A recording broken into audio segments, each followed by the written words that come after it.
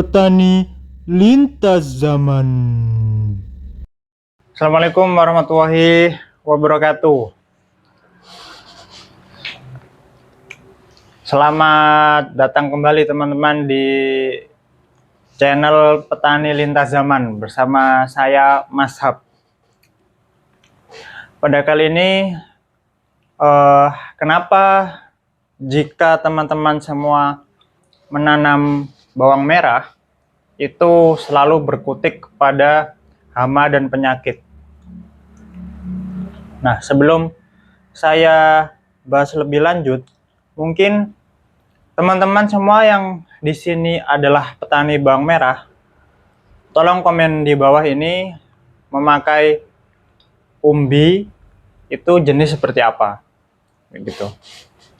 Nah, mungkin teman-teman yang menanam menggunakan umbi itu berarti dia adalah menggunakan sistem vegetatif, teman-teman. Artinya adalah tidak dari hasil perkawinan dari bunga gitu. Ternyata kalau kita lihat bawang merah itu memiliki bunga ya. Nanti bisa dilihat di atas ini bunga bawang merah.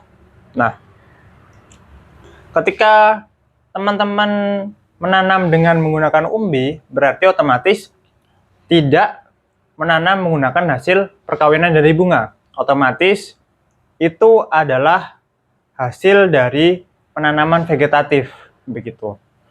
Penanaman vegetatif itu dilakukan biasanya untuk hasilnya itu identik dengan hasil dari jenis yang ditanam. Misalkan dulunya menanam bawang merah varietas A kayak gitu. Hasilnya adalah 10 ton. Maka ketika ditanam kembali itu hasilnya akan hampir mirip, yaitu 10 ton, tergantung dari nutrisi atau pupuk atau perawatan yang dilakukan kayak gitu.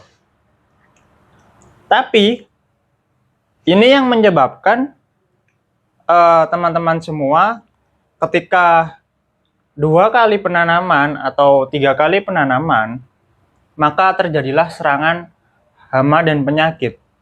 Itu akibat dari tidak ada variasi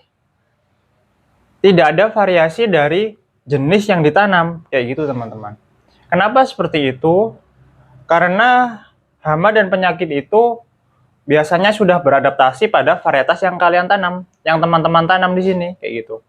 Otomatis ketika 2-3 kali penanaman, hama dan penyakit itu sudah bisa menganggap, mengonsumsi, atau menyerang dari tanaman yang ditanam, kayak gitu.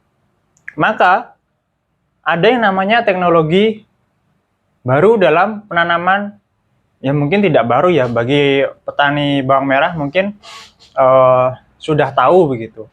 Ada yang namanya penanaman metode TSS kayak gitu. TSS itu kalau dari kepanjangannya, TSS itu dari bahasa Inggris ya, True Shallot Seed ya gitu. Artinya adalah biji bawang merah secara real, secara nyata kayak gitu.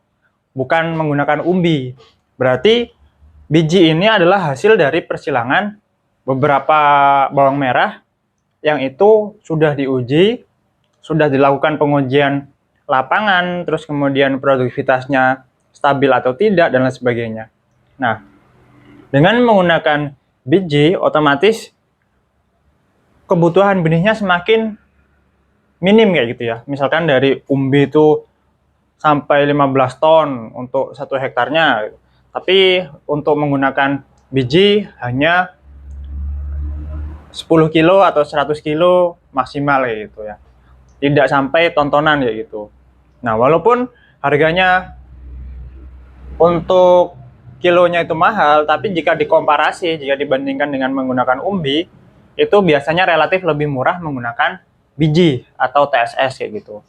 Nah, kalau kita menggunakan sistem yang TSS, menggunakan biji, otomatis biasanya perusahaan benih itu sudah menjamin untuk ketahanan terhadap penyakit. Tapi perlu dicatat ya, teman-teman semua harus melihat dari deskripsi varietas kayak gitu. Mungkin pertemuan selanjutnya kita akan coba order salah satu benih bawang merah, yaitu nanti kita coba lihat atau nanti kita telisik dari yang paling banyak dibeli oleh petani di beberapa online shop, terus kita lihat deskripsi varietasnya seperti apa kayak gitu. Nah, selain itu, dengan biji yang dihasilkan tadi, otomatis ketahanan penyakitnya kenapa bisa lebih tahan? Karena ada perbedaan hasil genetis yang ditanam. Karena setiap bunga yang menghasilkan biji biasanya itu beraneka ragam kayak gitu. Misalkan dari satu tanaman itu bisa menghasilkan beberapa anakan. Nah, anakannya itu biasanya relatif berbeda-beda, tergantung dari benih yang ditanam itu hibrida atau bukan, teman-teman, kayak gitu. Nah, itu adalah salah satu dari keunggulan jika menggunakan biji, teman-teman. Nah, kemudian untuk waktunya untuk menggunakan biji atau TSS berarti lebih lama karena ada proses semai kayak gitu. Nah, proses semai kemudian ada proses pindah tanam. Nah, itu kalau misalkan menggunakan TSS. Tapi kalau misalkan menggunakan umbi, biasanya ya dikomparasikan berkurang 2 bulan atau 1 bulan, teman-teman, untuk dibandingkan daripada TSS dan umbi. Nah, teman-teman di sini sudah pernah menanam TSS atau sudah pernah menanam umbi tapi tidak pernah TSS atau sebaliknya? Silahkan komen di bawah ya, dan berikan testimoninya di lapangan seperti apa kayak gitu. Nah, untuk persilangannya mungkin akan ditampilkan jika saya menemukan bunga bawang merah atau ada lahan bawang merah yang berbunga ya. Karena di daerah saya sendiri itu sangat jarang petani bawang merah, teman-teman. Sehingga untuk mencari bunganya, untuk dipraktekkan secara langsung, untuk dimasukkan ke dalam video, mungkin akan saya sesuaikan ketika sudah ada di lahan yang ada bawang merahnya, yang ada bunganya juga kayak gitu. Nah, mungkin dari teman-teman di sini nanti silahkan rekomendasikan varietas apa yang perlu saya review, terus kemudian testimoni dari teman-teman yang menggunakan TSS atau yang menggunakan umbi kayak gitu. Nah, nanti akan kita bahas di video selanjutnya. Nah, secara garis besar, TSS itu biji, otomatis dia adalah persilangan dari hasil tetua-tetua. Kalau umbi, itu biasanya identik dari orang tuanya seperti apa. Nah, karena bawang merah itu termasuk ke dalam umbi-umbian kayak gitu ya, umbi batang kalau nggak salah ya. Nah, dia bisa bisa tumbuh begitu.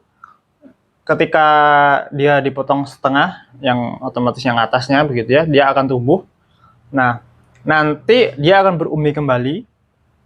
Untuk umbi yang tumbuh itu otomatis adalah identik dengan tetuanya. Kalau misalkan itu menggunakan vegetatif, dan itu biasanya untuk